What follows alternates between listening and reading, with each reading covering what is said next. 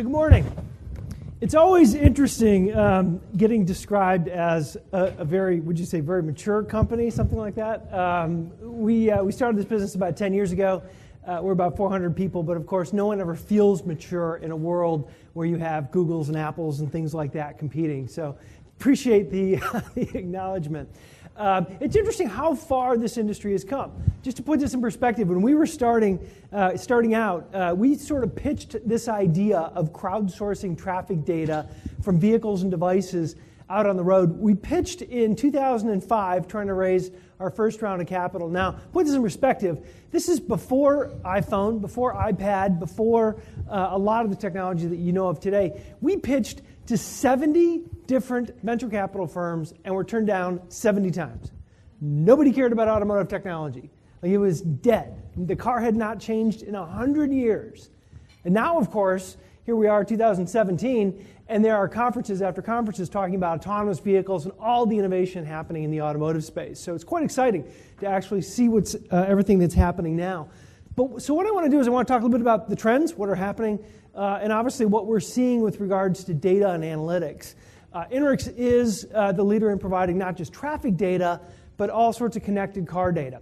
If you have real-time traffic data in your car, chances are that comes from us.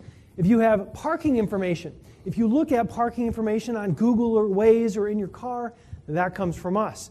If you're looking at software in the vehicle, there's a chance that that comes from us, as well as analytics. The city of San Francisco, for instance, as well as 200 other government agencies, use our data to help optimize everything from traffic signals to where they do construction, when they do construction, and things like that. So this whole idea of taking real-time data from vehicles, from devices, and using that to influence what's happening on the roadways and to optimize the road system.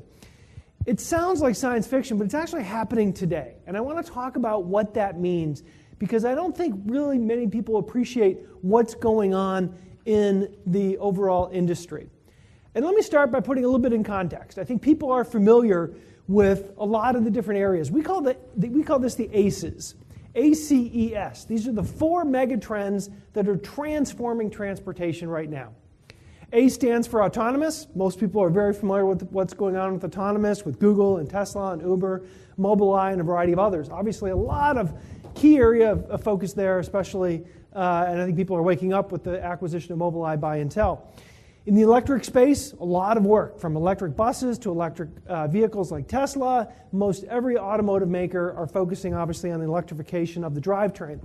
Shared vehicles, folks like, obviously, Uber and Didi and Lyft, variety of investment there. But I think fewer people are familiar with what's going on in the connected car space. Your car has become a mobile computing platform that receives data from the internet, transmits data back to the cloud, and that data is being used for a variety of purposes. And I want to talk about that and the benefit that that has for society.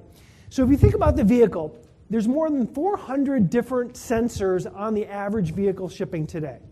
400 different sensors. There are more lines of code in the average car shipping today than there are in Boeing's latest 777 airplane. Now think about that. More lines of code in the car than in a very sophisticated jumbo jet. And the reason is because that vehicle is a mobile computing platform. Data like speed, heading, location is being collected today from many connected vehicles. About 25% of vehicles shipping today are connected. Those vehicles anonymously transmit data up to the cloud, and that's used to influence traffic. So when you're looking at a map in your car and it says there's traffic ahead, chances are that data came from a vehicle that's stuck in traffic 2 miles ahead. There are several companies aggregating this data and making use of it. But now there's data coming from the car about when you put it into park and pull it out of park. And that data is being used to help identify where there's available parking in given cities like San Francisco and around the world. But what about other data? Things like windshield wiper status, fog light status, traction control messages, external temperature. That data is now being collected. And in new Mercedes and new BMWs, you actually now can get an alert that says, hey, you need to slow down because 2 miles ahead, somebody has slipped on the ice. Or there's a vehicle that's hydroplaning. So we're able to detect road safety issues from vehicles ahead of you on the road and then transmit that to vehicles behind to let them know that there's a road hazard up ahead. That data is causing, like I said, improving the overall safety of these vehicles. But there's a variety of other services as well. So the car is becoming this connected device. The data is already being used to enable these type of applications. But most people don't know the data is also coming from the roadway itself. There are sensors embedded in the road. There's traffic cameras along many stretches of road. Those are using optical recognition to figure out what's happening in terms of different events that are happening on the road. There's data coming from cell towers that we're able to collect and use to figure out population movement and population patterns, and a variety of other data coming in regarding incidents, construction, from government sector agencies and things like that. So if you think about the world where we're headed, my teenage son likes to call it Sim City. Right? Many of you have seen this game, Sim City, right? And the goal is to kind of build a city, and you have kind of data on how many people and the city grows, and your job is to put in, the right amount of roads and the right amount of mass transit and things like that to get people around the city efficiently. But that's what's happened today. We now have real-time data, virtual cities where we can see what's happening on the road in digital form, and cities can then influence it in digital form. The city of Los Angeles, for instance, retimed all of their traffic signals using real-time data about what's happening on their roadways. That resulted in almost a 10% decrease in congestion in Los Angeles. They didn't build any new roads. They didn't build any new trains. All they did was retime the traffic signals in Los Angeles based on data. And they saw a 10% decrease in the overall congestion in that city. So the data now is being used to make, as you would hope, data-driven decisions, as opposed to anecdotal decisions, which is what we've had historically in the past. And I want to give you an idea about what that looks like. This is the city of Cologne. This is real-time data that we pull from the city of Cologne, Germany, which is one of the most congested cities in Germany. The moving dots that you see are actual vehicles driving when we did this. This was, I think, last in January. And what you see basically on the right is a road weather alert. This is, again, where we've taken real-time data about hazards on the road. In this case, it was hydroplaning, and allowed people to divert to a safer area. You can see as we go into the urban area, obviously congestion alerts, people are familiar with that, and that influences the real-time routing that people have to help people into the city center, avoiding the congestion. But now here's where it gets interesting. Because you now have real-time traffic meters and phone apps and things like that, we're able to show and provide data. The bars that you see here are parking availability on block-by-block basis. So in downtown Cologne, we can show in real time where there's parking available on the street and in parking garages based on real-time data collected from the garages as well as from mobile devices and a variety of other sources as well. So this is what I mean when we talk about Sim City. You've got real data that not only helps people get from point A to point B, but also helps the city better manage their overall infrastructure and help optimize what's going on. So how does that relate to autonomous, right? I think most people are familiar. The autonomous cars, highly instrumented in terms of the amount of data that they collect and the amount of information that cities can use to help optimize the roadway. But this is where it gets interesting. What we did is we very recently, 2 weeks ago, released a study basically ranking cities on their fitness for autonomous vehicle deployments. So how do you do that? What we did is we're able to look at actual trip behavior, where people start their trips, where people end the trips. And again, this is all anonymous data. We're not tracking any particular person. But we know when a vehicle starts their trip and where they end it.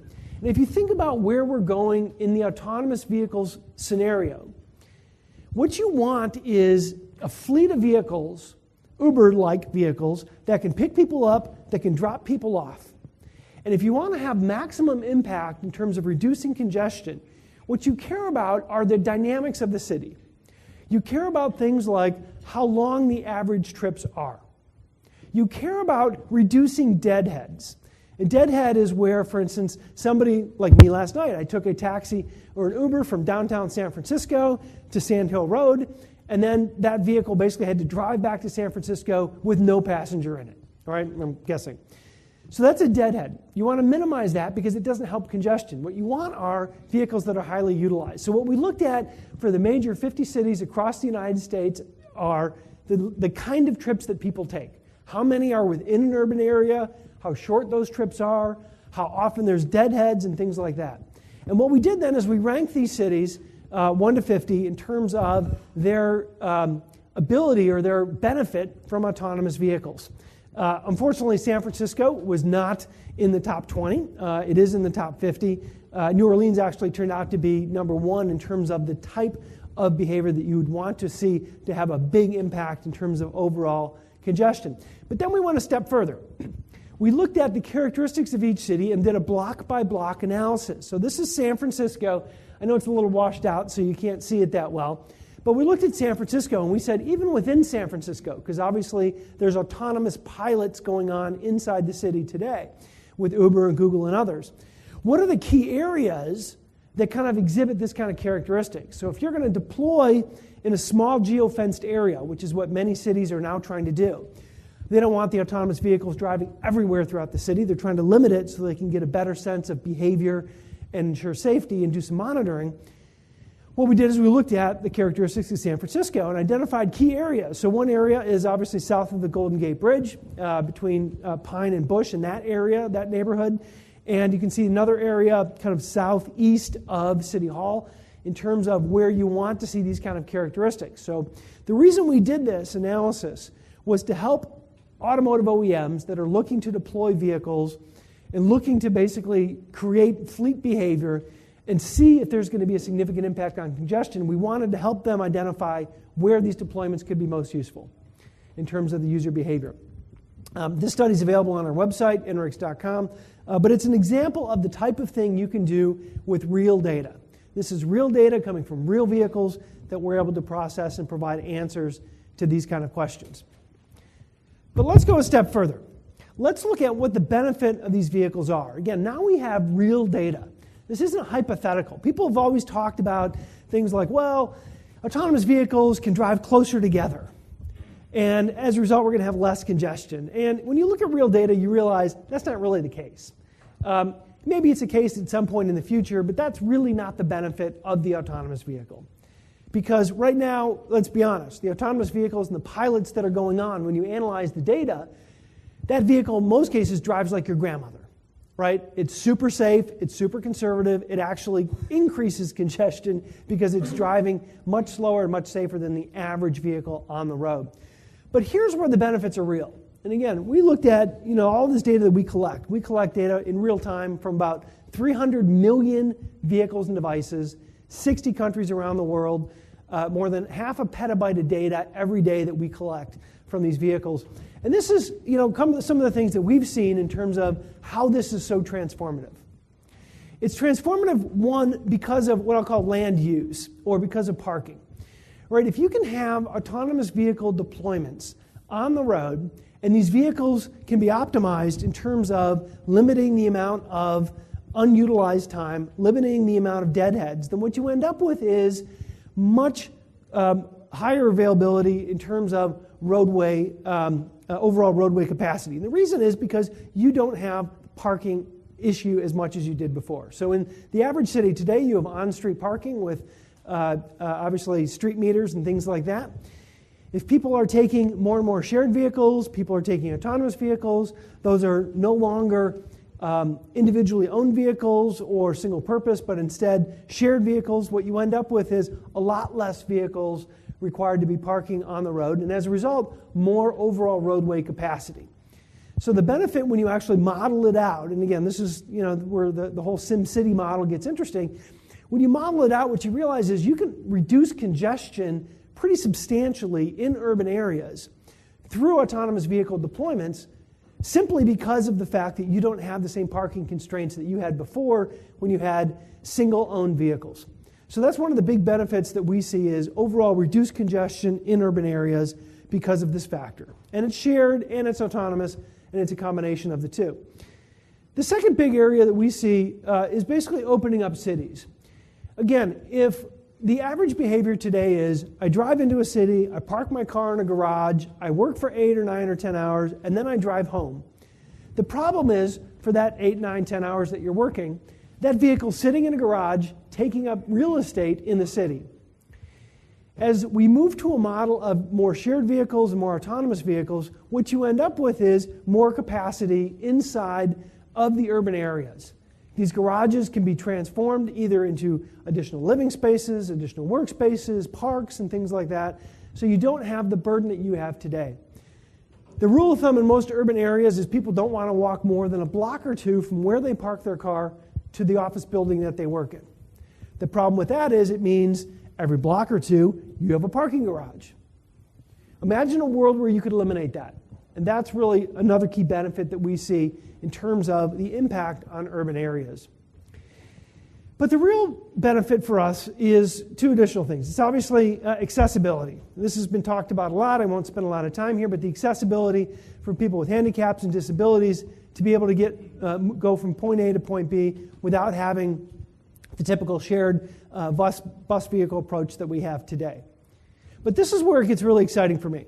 There are 1.25 million deaths each year. This is a global number, not a US number. 1.25 million deaths each year due to accidents, due to vehicles. 85+% of those, depending upon the study you're looking at, 85 to 90%, are caused by human error. These are people who are distracted, people who are tired, people who are talking to their phone or texting or something like that. User error causes 80 to 90% of that 1.25 million number. In the autonomous scenario, in an autonomous vehicle, you end up with a much, much more safer vehicle. If you look at the data today, on a mile-per-mile basis, the autonomous vehicles that are in deployment today, which, as everyone knows, or you can call them alpha or beta versions, they're not actually in production, but even with the Tesla in the autopilot mode, the actual accidents in autonomous mode are significantly less than what you have today for the average human driver on a mile-per-mile basis. So you can have a huge impact on one of society's biggest problems, which are deaths due to accidents. This is one of the top 10 killers of people in the world. A huge impact by this technology. So the benefit that we see is not only reduced congestion in urban areas, additional living space in urban areas, but really this is about saving lives. And I don't think a lot of people really appreciate that's one of the key benefits in terms of the overall autonomous vehicle. So let me stop there. I think we're in an exciting new area. Obviously, this area is driven by data. It's driven by analytics. It's driven by, obviously, innovation in the automotive space. And the innovation is happening a lot faster than I think most people appreciate. But I know I'm kind of limited on time. Let me stop there and ask if there's any questions. Thank you, Bryan.